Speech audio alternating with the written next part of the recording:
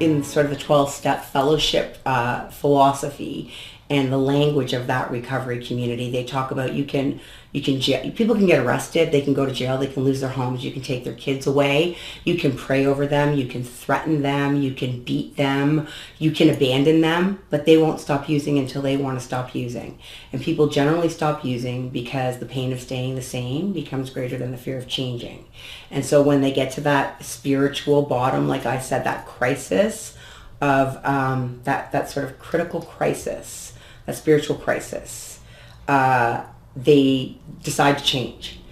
You decide to change because you can't continue the way it was because it was too bad. You couldn't go on another moment like that. You have to do something different.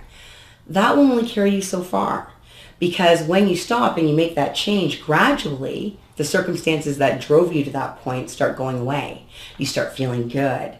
You start coming back into yourself. You start having some success. You start getting spiritually developed. You start building real relationships. You start being your authentic self. Life gets good. And the fear of going back is no longer going to motivate you. What you have to be motivated by is getting more out of life, like more of the good things, right? If the only way that I can motivate you is the threat of something bad happening to you, what's the payoff? It's like the value proposition is avoidance of a negative rather than a benefit. So there's no benefit.